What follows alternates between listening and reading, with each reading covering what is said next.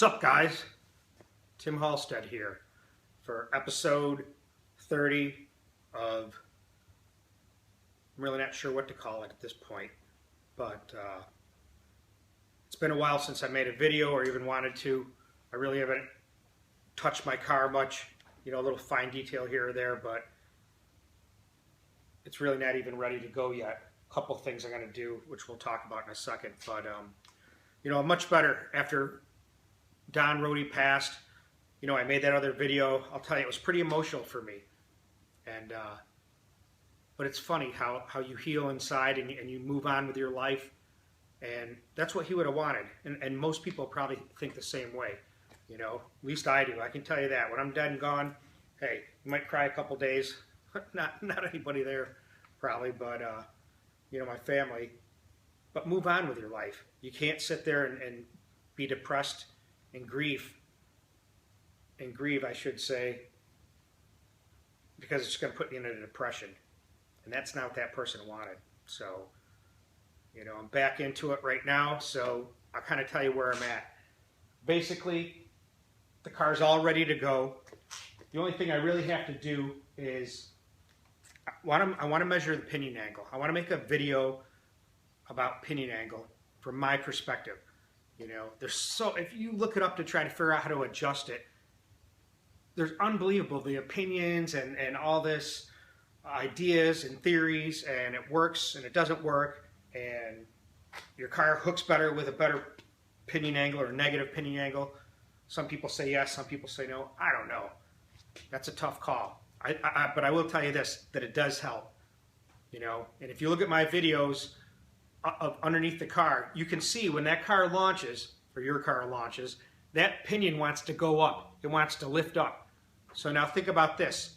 Depending on your horsepower level, because I suspect it goes up higher with more horsepower, or harder to control at least, depending on your suspension and your shock.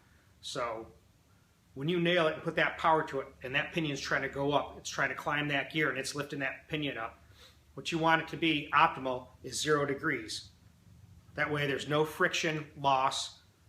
You know, you think about the roller bearings and the U-joint, they start moving, you start getting side loading on them. You know, however they figure that out, which, you know, they have, or they wouldn't come up with this theory. But it just makes sense for launching. You want things loose to the point where nothing's binding, but tight where it's safe. And then you have your pinion angle, which, whether you want to call that operating angle, driveline angle. I mean, I see so much, but I'm going to title this measuring pinion angle because this is what I call it. To me, that's what it is. So don't write in, please, replies about how this is wrong or that's wrong, because remember, this is how I do it. If you want to do your own thing, go for it. And that's what's good about racing. You take stuff from other people's points or their program that have success or have things that you would like to see in yours, and you just adapt to it if you can. And that's what I'm trying to do in these videos, kind of just show you what works for me. And the thing about it is, what works for me, well, we'll know if I get this thing to the track ever, which I have September 4th and 6th I can go. So that's what I'm going to plan on. And that shouldn't be any issue. Really, all I have to do is do the suspension. Because I think right now I have 2 degree negative shim. But I think I need 4. You know, I'm going to measure it. It's not what I like. But really what I got to do is undo the drive shaft so that I can make sure that it's on there straight. And then you can put the angle gauge on it and get a better idea.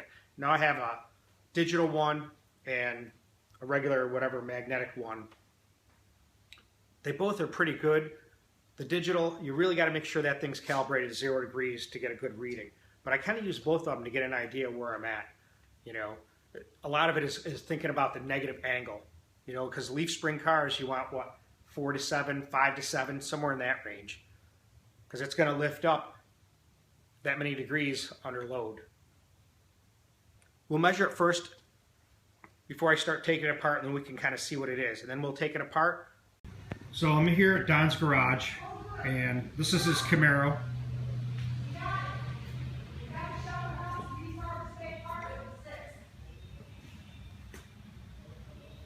I kind of want to put this on my video, my YouTube channel. Here's Donn's car he's had for 52 years. Something like that. He's raced it.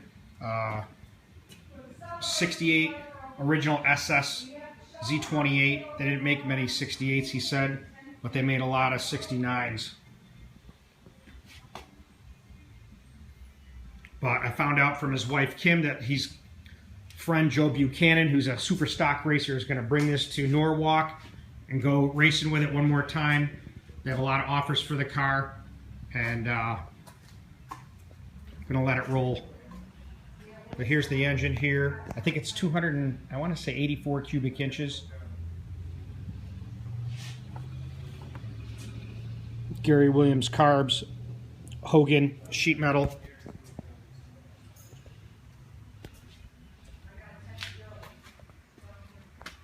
There you go, Don.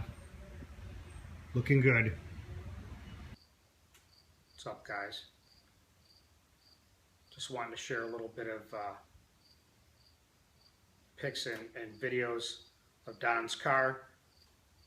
Last time I saw it was a couple weeks ago, but it's gone now, or will be soon, just as he is, but the spirit remains.